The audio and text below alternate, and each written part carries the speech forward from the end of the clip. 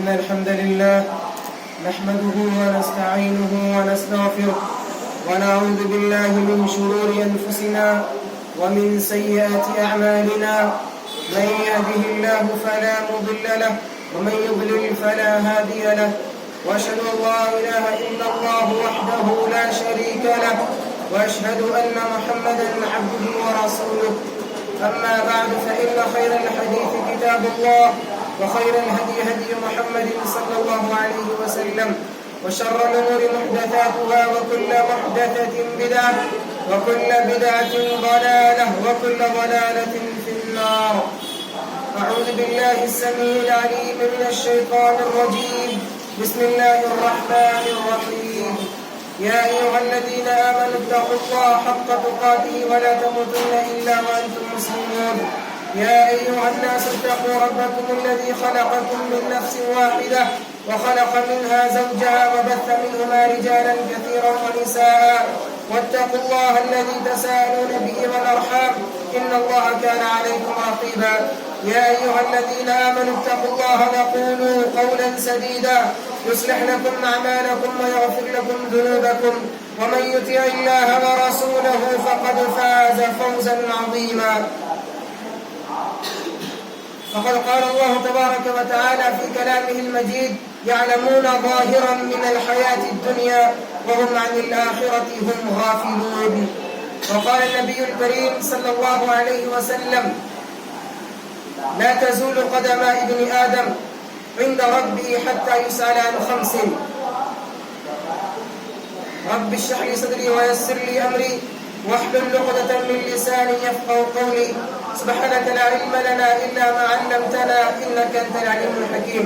اللهم صل على محمد وعلى آل محمد كما صليت على إبراهيم وعلى آل إبراهيم إنك حميد مجيد.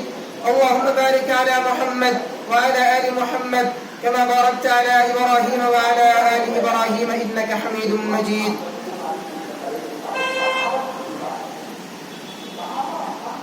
محترم حاضرین جمعہ، عزیز ساتھیوں، تمام قسم کی تعریفات، توصیفات، کبریائی، بڑائی و بزرگی اللہ وحدہ لا شریک کی لائق و زیبا ہے، جس نے ہم تمام بنی انسان کو اس دنیا میں پیدا فرمایا اور پیدا کرنے کے بعد ہمیں یوں ہی بھٹکتا ہوا خانہ بدوش نہیں چھوڑا، بلکہ ہماری رشد و ہدایت کے لیے، فلاح و بہبود کے لیے، کامیابی و کامرانی کے لیے اللہ رب العالمین نے تمام انبیاء کرام جو نازل ہوئے ان کو مبعوث فرمایا. تمام انبیاء کرام پر درود و سلام، رحمتیں اور برکتیں نازل ہوں، خصوصاً ہمارے آخری نبی تاجدار مدینہ محمد رسول اللہ صلی اللہ علیہ وآلہ وسلم پر. بھائیوں، آج اس جمعے کے خطبے میں میں جس ٹاپک کے تحت، جس موضوع کے تحت آپ کے سامنے نقشائی کرنا چاہتا ہوں، وہ موضوع ہے ترقی یافتہ زمانہ، فائدہ مند یا نقصان. یعنی جس دور میں ہم اور آپ جی رہے ہیں اور سانس لے رہے ہیں، اس دور، اتنی ترقی یافتہ زمانے میں، اتنی ڈیجیٹل لائف میں، اتنے ترقی والے دور میں، اس ترقی والے دور کا فائدہ کیا ہے؟ اور جہاں اس دور کے بہت سارے فوائد ہیں، وہیں اس دور کے بہت سارے نقصانات بھی پنپ رہے ہیں. تو آج میں اسی پوائنٹس پر اپنے بات کو رکھوں گا کہ ترقی کیسے ہو رہی ہے، اور اس جہاں ترقی ہو رہی ہے تو ترقی کی وجہ سے کہیں نہ کہیں ہمارے اندر کمی بھی آ رہی ہے. تو اس چیز کو آپ کے سامنے بیان کروں گا. سب سے پہلا پوائنٹ اس موضوع کے تحت کہ ہمارے نفس پر، ہمارے دلوں پر، ہماری جان پر کنٹرول کس کا ہے؟ کیا ہم اپنے نفس کے غلام بنے ہیں یا پھر شریعت کے مطابق اپنے نفس کو ہم غلام بنائے ہیں؟ کیا ہمارا نفس شیطان کے ہاتھوں میں تو نہیں چلا گیا؟ ہمارا نفس کسی دوسرے کے ہاتھ میں تو کھلواڑ نہیں ہو رہے ہیں؟ ان تمام چیزوں کا جائزہ لیجئے میرے بھائی اور دوستوں. معلوم یہ ہوگا کہ ہم نے اپنے نفس کو کسی اور کے حوالے کر دیا.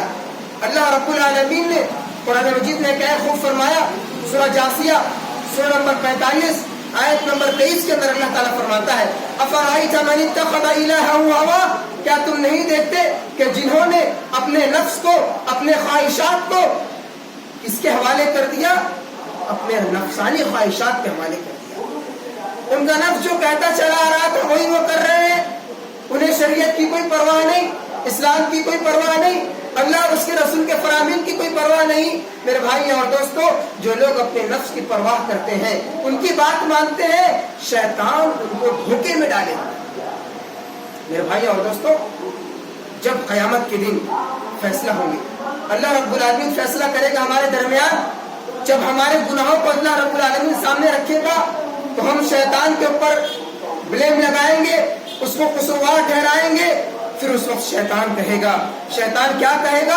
اللہ رب العالمین نے قرآن مجید میں ارشاد فرمایا، سورہ ابراہیم سورہ نمبر 14 آیت نمبر 22 میں اللہ تعالیٰ فرماتا ہے وقال الشیطان لما قضی الامر ان اللہ وعدکم وعد الحق، شیطان کہے گا کہ اللہ رب العالمین نے جو وعدے تم سے کیے تھے وہ وعدہ سچا تھا، لہٰذا میں نے جو دنیا کے اندر تمہیں گمراہ کر رکھا تھا، گناہوں میں پھنسا کر رکھا تھا، میرا وعدہ تو جھوٹا تھا، لہٰذا تم اپنے نفس کو ملامت کرو، مجھے ملامت نہ کرو۔ اس وقت شیطان ہمیں چھوڑ دے گا۔ میرے بھائی اور دوست، معلوم کیا ہوا؟ اس ترقی یافتہ زمانے میں سب سے پہلے اپنے نفس کو ہمیں کنٹرول کرنا ہوگا، اپنے نفس کو اسلام کے مطابق ڈھالنا ہوگا، کیونکہ اسلام وہ سوچ دیتا ہے، اسلام وہ ہمارا نظریہ بدلتا ہے، ہمارے عقائد اور کانسیپٹ کو ہمیں سجاتا اور سنوارتا ہے، اور انسان اپنے اندر تبدیلی پیدا کر سکتا ہے، کیونکہ اللہ رب العالمین نے فرمایا سورہ نمبر 13 آیت نمبر 11 میں ان اللہ لا یغیر ما بقوم حتی یغیروا ما بانفسہم، اللہ رب العالمین اس قوم کی حالت کو نہیں بدلتا جب تک قوم والے، سوسائٹی والے، معاشرے والے، سماج والے خود اپنی حالت بدلنے کی تصور اور فکر نہ رکھتے ہیں۔ میرے بھائی اور دوستو، دوسرا پوائنٹ، اس ترقی یافتہ زمانے میں ایک سوچ، ایک فکر یہ ہے کہ بڑا گھر ہو، فیملی چھوٹی ہو۔ ہماری یہ سوچ اگر آپ دیکھا جائے تو بڑا گھر جہاں تک بات ہے وہ صحیح ہے، آدمی بنائے، لیکن اس کے تناظر میں، اس کے پلٹتے ہوئے دور میں ایک سوچ ہمارے اندر یہ پیدا ہو رہا ہے کہ فیملی پلاننگ، ہمارے نعرے ہوتے ہیں ہم دو، ہمارے دو، ایک کے بعد ابھی نہیں، دو کے بعد کبھی نہیں، یہ فیملی پلاننگ جو ہمارے درمیان آج پنپ رہے ہیں، اس کے بہت زیادہ نقصان سامنے آتے ہیں۔ میرے بھائی اور دوستو، آپ غور کیجئے، آج کے اس بڑے بڑے گھر بنا لینے کے بعد رہنے والے کوئی نہیں، اپنے ایک بچے کو ایک الگ روم دے دیے، سیپریٹ روم، اپنی ایک بچی کو الگ سیپریٹ روم دے دیے، پھر ہمیں پتہ نہیں ہوتا ہمارا بچہ ہمارے سیپریٹ روم میں، اپنے سیپریٹ روم میں کیا کر رہا ہے، کس سے بات کر رہا ہے، کیا دیکھ رہا ہے، ہماری بچی کیا کر رہی ہے، جبکہ آپ غور کیجئے تو 18 سال کی عمر سے لے کر 24 سال کی عمر تک بچے کی جو نشو نما ہوتی ہے سب سے اہم ہوتا ہے۔ بچے اس وقت جو کام کریں گے پوری زندگی وہی کام کریں گے، اور اسی عمر میں ہم اپنے بچوں کو سیکرٹ روم دے کر کے یہ بتانا چاہتے ہیں کہ ہمارا بچہ آزاد ہے، اور پھر بڑے ہونے کے بعد جب بچے والدین کی نافرمانی کرنے لگتے ہیں پھر والدین کی شکایت ہوتی ہے کہ بچے ہماری بات نہیں مانتے، بچے کو ہم سنبھالتے ہیں، سنبھالتے نہیں ہیں، ہم کیا کریں، پریشان ہوتے ہیں۔ میرے بھائی اور دوستو، جہاں ایک سوچ ہے کہ بڑا گھر بنانا ہے، وہ ہماری ایک سوچ یہ ہونی چاہیے جو سوچ ہمیں اسلام دے رہا ہے۔ اسلام ہمیں کیا سوچ دیتا ہے؟ نبی کریم صلی اللہ علیہ وسلم ہمیں کیا سوچ دے رہے ہیں؟ غور کیجیے اس حدیث کی طرف، سنن نبی داؤد کتاب النکاح میں اللہ کے رب العالمین نے، اللہ کے نبی صلی اللہ علیہ وسلم نے یہ فرمان جاری کیا، حدیث نمبر 2050 ہے، جس سے فرمایا تزوجوا الودود الولود فانی مقاصر بکم الامم، کہ بہت زیادہ بچہ جننے والی عورتوں سے شادی کرو، اس لیے کہ میں قیامت کے دن اپنی امت کی کثرت پر فخر کروں گا۔ میرے بھائی اور دوستو، معلوم کیا ہوا؟ جو ہماری ایک سوچ ہے گھر بڑا ہو، وہ ہماری سوچ یہ بھی ہونے چاہیے کہ ہماری فیملی بھی بڑے ہو، لہذا اس تعلق سے ہمیں غور و فکر کرنے کی ضرورت ہے۔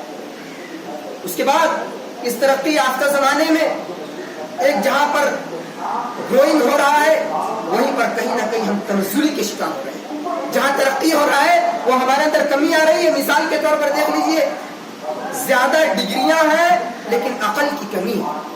آج بڑے بڑے شہروں میں، بڑے بڑے اسٹیٹ میں، ہر دیش میں ایک بہت بڑا یونیورسٹی ہوتے ہیں، بہت اچھے یونیورسٹیز ہوتے ہیں، انجینئر کالج ہو، ڈاکٹر کالج ہو، تمام تر کالجوں میں آج کے زمانے میں ڈگری حاصل کرنا بہت آسان ہو چکا ہے۔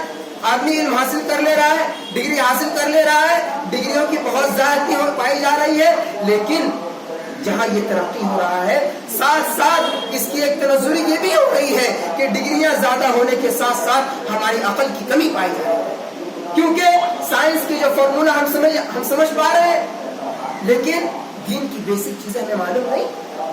کھارا کھوٹا میں ہم فرق کر سکتے ہیں, لیکن حلال و حرام کے درمیان ہم فرق نہیں کر پاتے. الجبرا اور جیومیٹری میتھمیٹکس کے ہم جو فارمولز ہم جان سکتے ہیں, لیکن دین کی جو بنیادی اصول ہے اس کو ہم جان نہیں سکتے.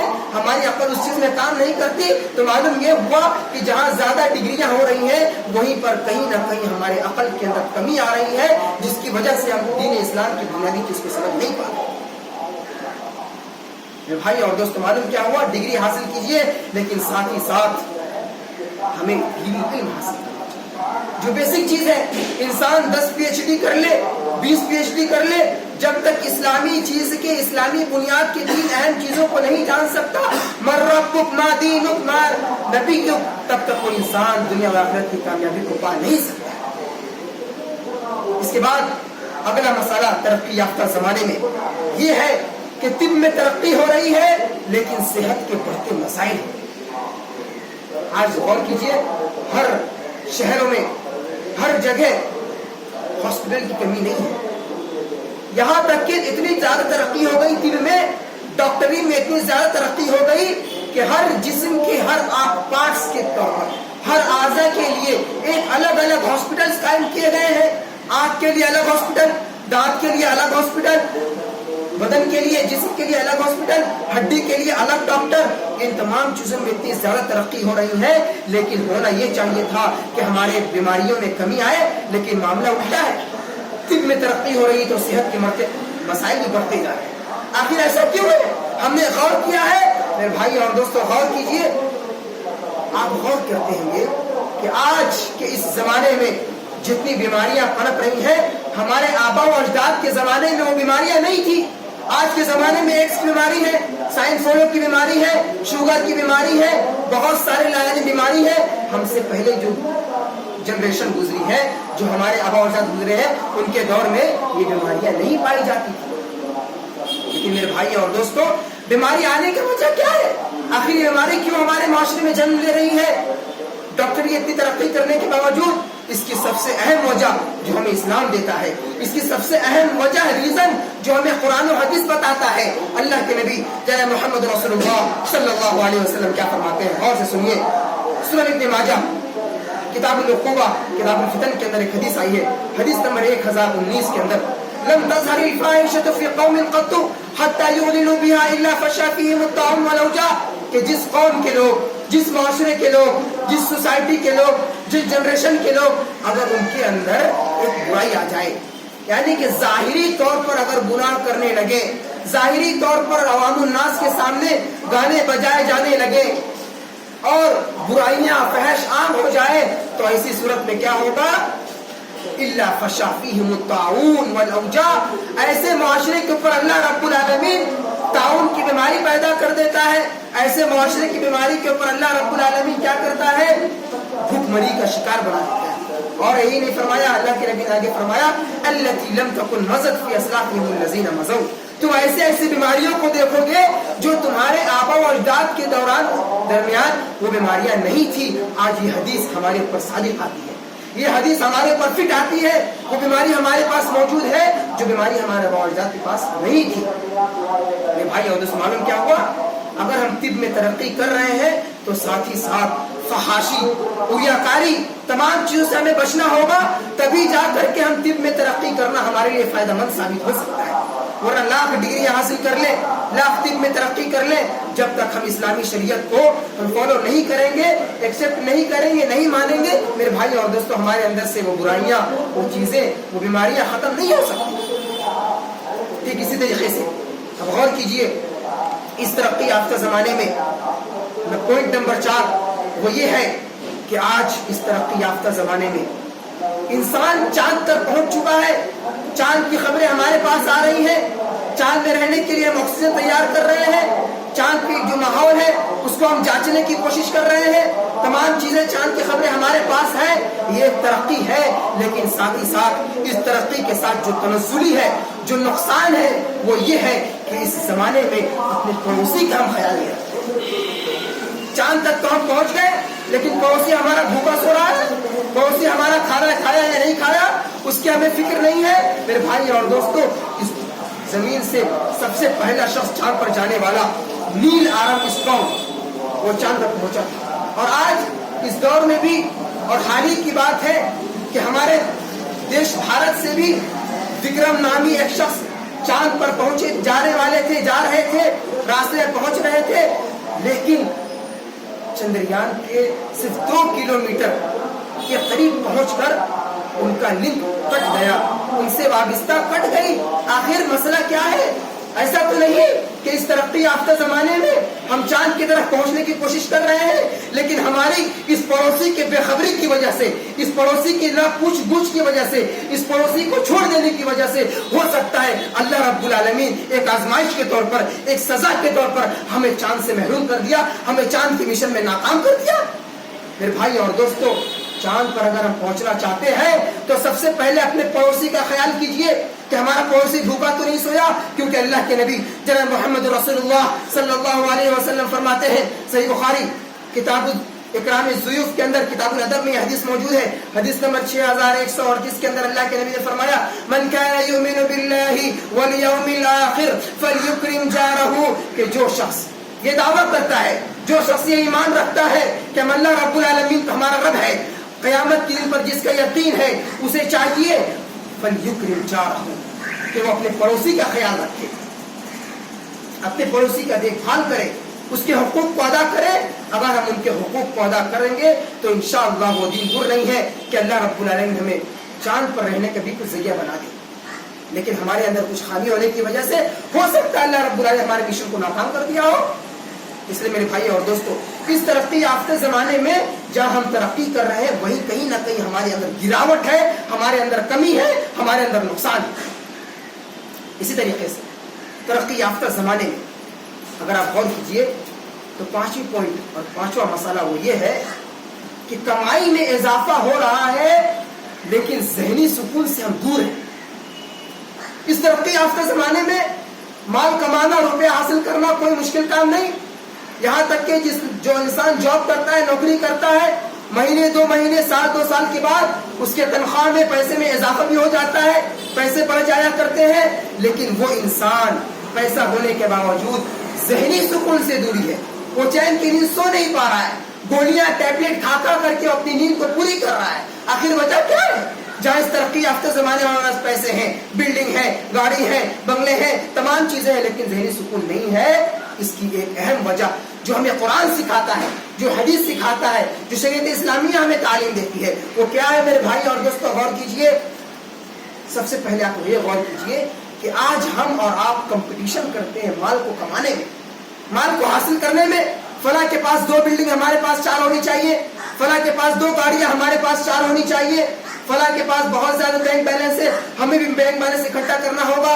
میرے بھائی اور دوستو، آج کے اس دور میں یہ امپورٹنٹ نہیں ہے کہ آپ کتنا کما رہے ہیں، آپ کی سیلری کتنی لاکھ ہے، کتنی کروڑ ہے، بلکہ اس دور میں جو شریعت اسلامیہ ہمیں تعلیم دیتی ہے وہ یہ اہم ہے کہ تم کما رہے ہو تو کہاں سے کما رہے ہو اور کہاں خرچ کر رہے ہو۔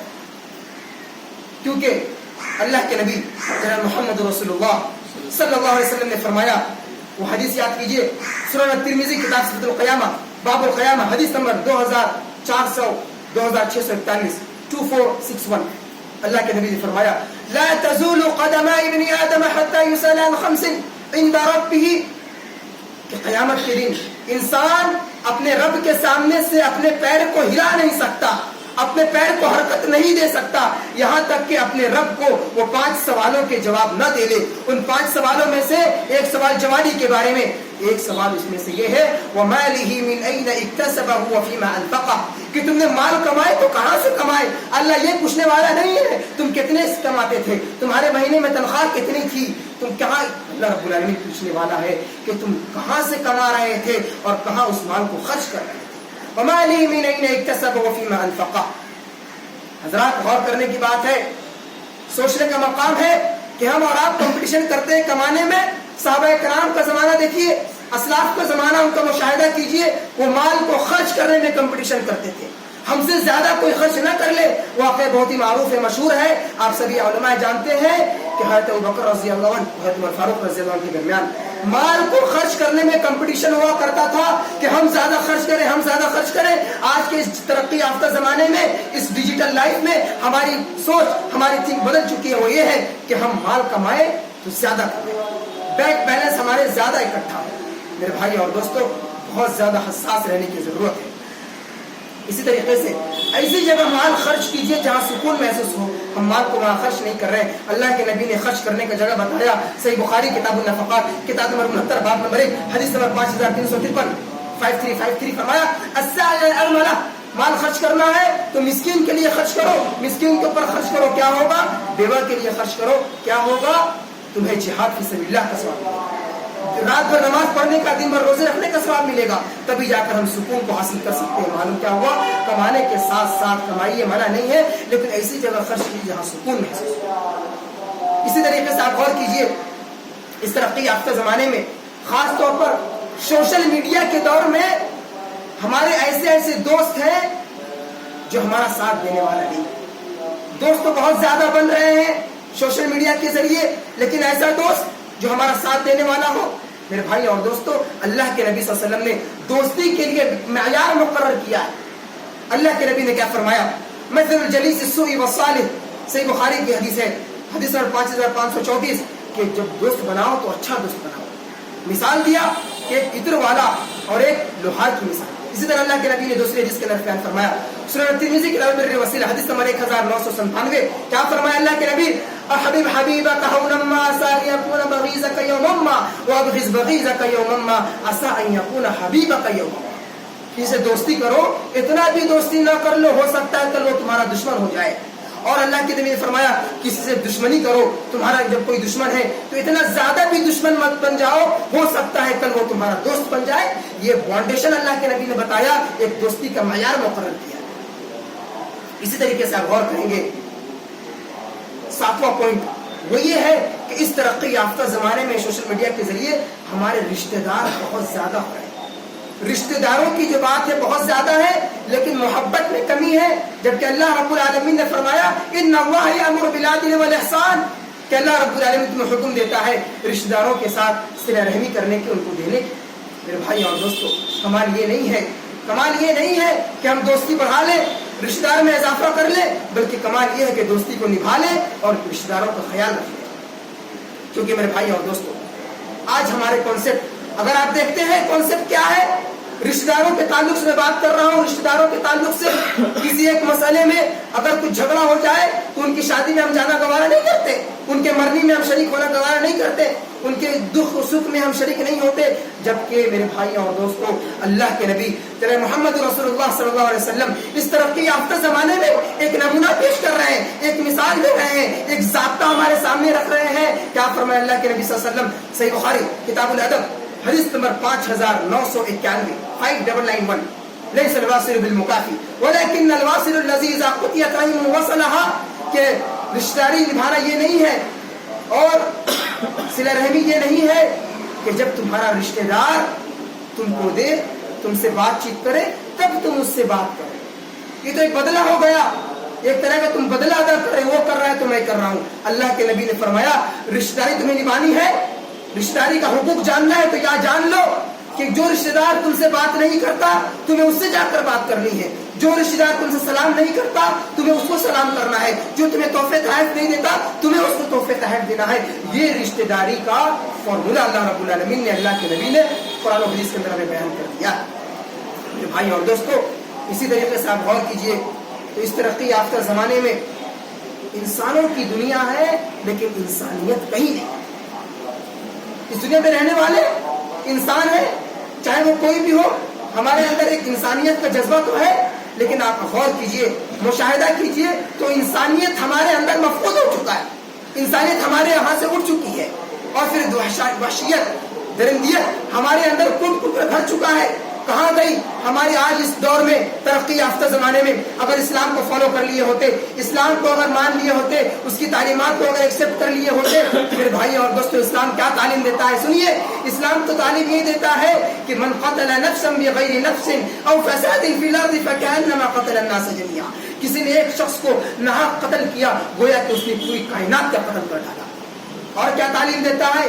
یہ انسانوں کے تعلق سے اسلام سکھا رہا ہے، لیکن اسلام تو یہاں تک ہمیں سکھاتا ہے کہ جب تمہیں قربانی کے موقع پر جانور ذبح کرنا ہو تو ایک کام کرو، ان اللہ كتب الاحسان على كل شيء فاذا قتلتم فاحسنوا القتلى واذا ذبحتم فاحسنوا الذبح، کہ اللہ رب العالمین نے ہر ایک چیز پر احسان کو، نرمی کو اور تحمل مزاجی کو لکھ دیا ہے، فکس کر دیا ہے۔ لہٰذا جب تم قربانی کرو، کسی کو قتل کرو قصاصاً، تو اچھی طریقے سے قتل کرو، اور جب ذبح کرو تو ذبح کرنے میں بھی اچھی طریقے سے ذبح کرو۔ اب اچھی طریقے سے ذبح کیسے کریں گے؟